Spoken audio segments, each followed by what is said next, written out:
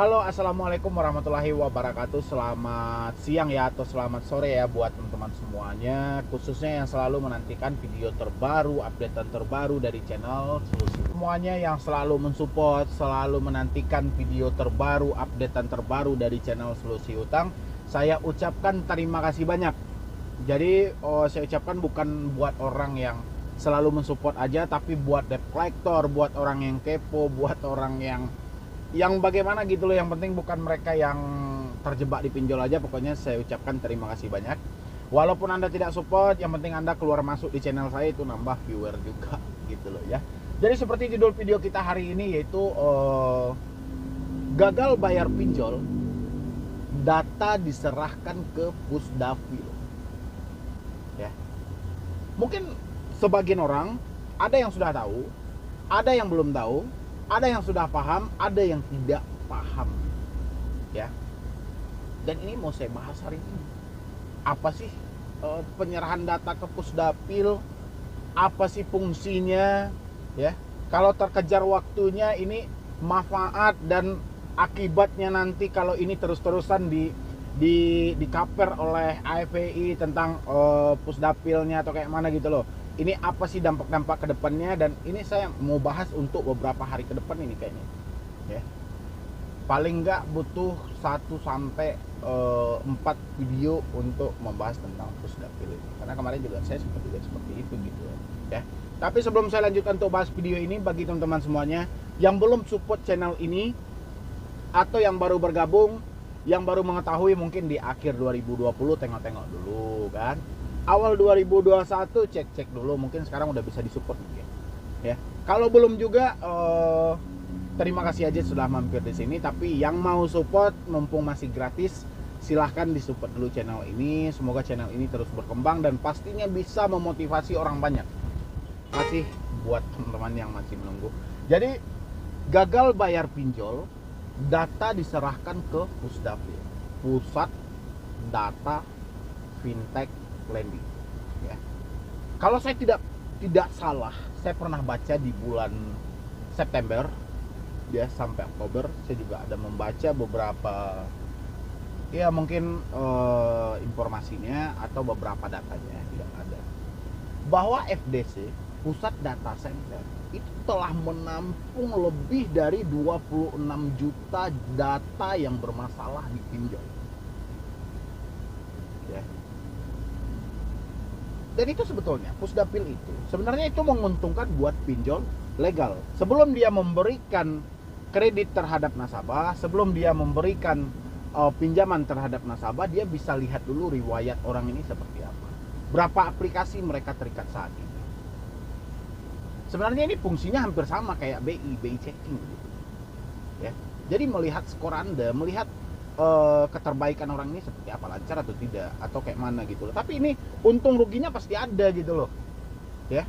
Dan kalau menurut saya bacain sepenggalnya aja, kalau untungnya ya, ini akan menghasilkan yang banyak buat pinjol ilegal dan merugikan buat pinjol legal ya. Kenapa halnya seperti itu, nanti kita bahas di video berikutnya ya, bukan di sini gitu loh. Kalau di sini ini kita membaca tentang Pusdapil aja.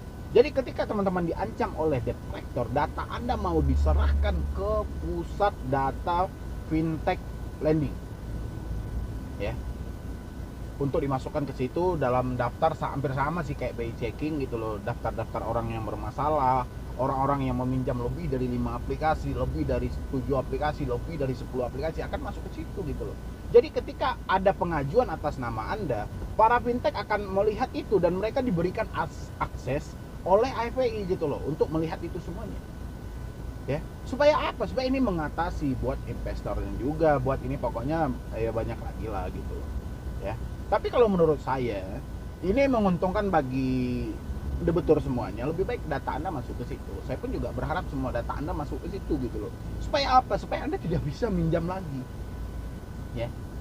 Jadi Pusdapil itu apakah ini berlaku untuk seluruh bank lokal atau kayak mana? Sejauh ini Pusdapil hanya berlaku buat pinjol ya. Buat pinjol ini ke pinjol itu, buat pinjol itu ke pinjol itu, cuma berlaku buat itu. Tapi kita nggak tahu kedepannya seperti apa. Tapi saya rasa tentang pusdapil ini tidak akan terjadi permanen karena akan ada untung dan ruginya di situ. Ya, nanti kita akan bahas seperti apa untung ruginya itu nanti di lain video atau video yang esok hari saya akan kupas. Kenapa saya bilangin ini tidak akan bertahan lama dan ini akan menguntungkan bagi pinjol ilegal, merugikan bagi pinjol OJK, pinjol yang resmi, pinjol yang telah terverifikasi akan merugikan di sini. Ya, jadi buat teman-teman semuanya yang selalu diancam data mau diserahkan ke pusdapil, data mau dibagikan ke pusdapil, baik dari pinjol ilegal, pinjol legal selalu ngancam kayak gitu, Anda nggak perlu khawatir. Pusdapil itu pusat data finansial teknologi fintech lending OJK. Ya, jadi data Anda yang bermasalah itu diserahkan ke situ semuanya. Ya, itu bagus. Jadi sehingga buat kedepannya tidak ada lagi orang yang minjam di pinjol gitu loh. Ya, kalau menurut saya itu bagus. Jadi adanya pusdapil yang seperti ini itu bagus gitu loh. Jadi fintech itu biar dia bisa milih-milih orang mana yang bisa dia kasih gitu loh. Jadi nggak kayak kemarin. Kalau kayak kemarin itu kan semuanya menyeluruh, dikasih ini, dikasih itu dikasih kan.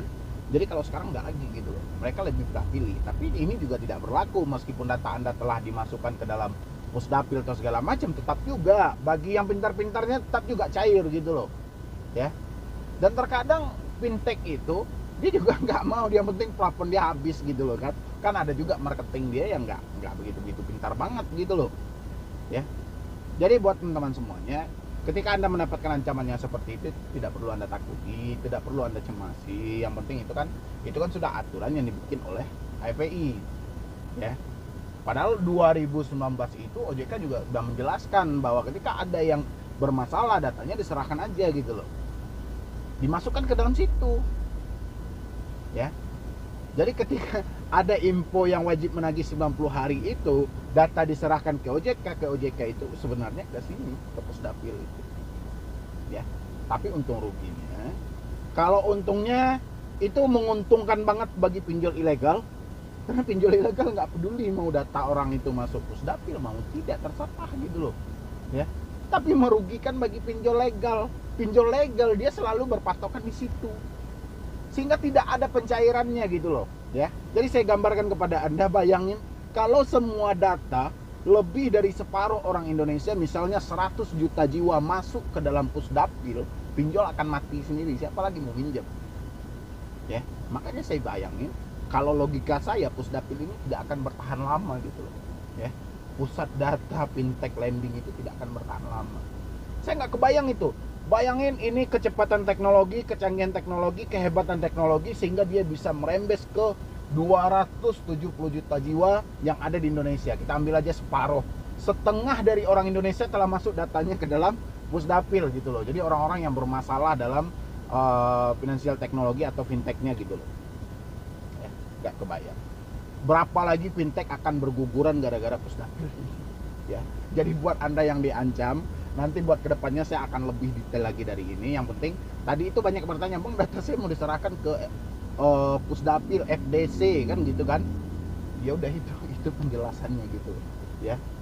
Jadi buat teman-teman semuanya mungkin cuman itu dulu yang dapat saya sampaikan. Terlebih dan terkurangnya saya mohon maaf. Nanti saya akan kupas lebih detail lagi tentang pusdapil ini seperti apa, kenapa saya bilangin ini menguntungkan bagi pinjol ilegal, merugikan bagi pinjol legal. Nanti kita bayangin ya, nanti kita bikin sketsanya seperti apa biar semuanya pada paham ya. Yang penting support terus channel Solusi Utang supaya channel ini makin berkembang dan saya makin semangat lagi memberikan solusi dan motivasi buat Anda semuanya. Jadi sekian dulu dari saya, Mendy Brony. Wassalam. Betapa hancur hatiku.